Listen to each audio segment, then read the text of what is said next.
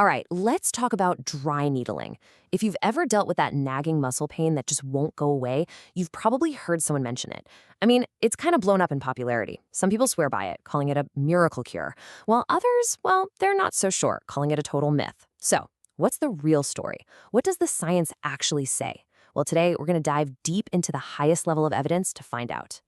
But before we even get into the whole needle thing, let's just take a step back. I mean, why are we even talking about this? The reason is pretty simple, actually. So many of us are just dealing with a world of pain. You know what I'm talking about? That nagging neck ache, that back pain that can just completely knock you out. This stuff isn't just an inconvenience. For a lot of people, these are the kinds of issues that lead to long-term disability, and it's happening all over the world. So yeah, it's a massive problem, and we're all desperately looking for solutions that actually work. And that brings us right back to our central question. In this huge, kind of confusing world of pain management, could something so incredibly simple, a tiny little needle, could it really be a powerful solution? All right, so let's get right into it. Before we can even start to look at the evidence, we've got to understand what this treatment is all about. So, what exactly is dry needling? So the whole idea behind this treatment really starts with something called myofascial trigger points. Now, that's a mouthful, right? But you definitely know what they are. We call them knots. Yep, those are the ones, those super tender, irritable spots deep in your muscles, the ones that can hurt right there, or sometimes they even send pain shooting off to totally different parts of your body. So, dry needling is basically the practice of taking a really, really thin needle and inserting it directly into one of those trigger points, one of those knots. And the goal? It's pretty straightforward. Release that tension, knock down the pain, and hopefully get the muscle working the way it's supposed to again. And that word dry is actually really important here. This is what separates it from something called wet needling. With wet needling, you're injecting something, like a local anesthetic or a steroid. But with dry needling, nope, it's just the needle. No medication, no liquid at all. The whole idea is that the physical action of the needle itself is what does the trick. Okay, so here's the million-dollar question, right? Does this stuff actually work? Well, to get a real solid answer, scientists decided they couldn't just look at one or two studies. No, they needed to take a huge step back and look at the entire picture of all the evidence out there. And to do that, they did something called an umbrella review. Now, a normal scientific review, it looks at a bunch of individual studies. But an umbrella review, it goes a level higher. It looks at all the reviews that have already been published. Think of it like a poll of polls. It's basically the highest, most complete view of all the scientific evidence you can possibly get on a topic. And just to give you a sense of scale here, to show you how seriously they took this, their process started by digging through a whole bunch of scientific databases and pulling out nearly 2,300 different studies and records. And from that massive starting pool, they had this super strict filtering process. They basically whittled it all the way down to focus on only the best of the best. And they were left with just 36 of the absolute highest quality reviews on the subject. But get this, those 36 reviews, they included data from, wait for it, almost 25,000 individual patients. So we're not talking about the opinion from just one little study here. This is a massive synthesis of evidence on a huge, huge scale. All right, so now for the main event. After all that work, what did this enormous body of evidence actually tell us?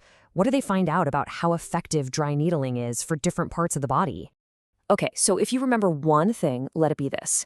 The single biggest finding was that across the board, dry needling is better than doing nothing at all or getting a fake treatment when it comes to short-term pain relief. And look, I know short-term might not sound like a miracle, but if you're the one living with constant pain, even a few days of relief can be an absolute game changer. It's a window of opportunity to move, to exercise, to just start feeling normal again. But here's where the story gets a little more nuanced. The evidence isn't the same for every part of the body.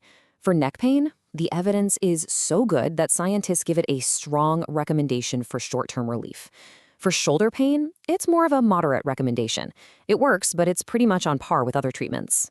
Headaches? Yeah, it can help reduce how often you get them and just generally improve your quality of life. And then for your lower back or your heel, it's effective, but it seems to work best when you pair it with other things, like physical therapy. In fact, for neck pain, the researchers didn't mince words at all. They came right out and said it, making a strong recommendation and calling it superior for reducing pain in the short term. And trust me, in the world of scientific papers, that is about as direct and confident as it gets. But look, pain relief is fantastic, but it's not the whole story, is it? What about actually being able to move better? What about your overall function? Well, on that front, the evidence is kind of mixed, a little all over the place. But when it comes to reducing actual disability, there seems to be a magic formula. Combining dry needling with physical therapy works better than doing either one by itself. And what about the long run, the long-term effects? Honestly, the data there is still pretty limited. We just need more research. Okay, so let's pull all of this together.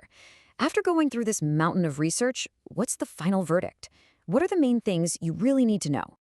All right, here's the bottom line, boiled down. First, yes, it's effective for short-term pain relief when you compare it to doing nothing. Second, it's not some magic bullet that's way better than everything else.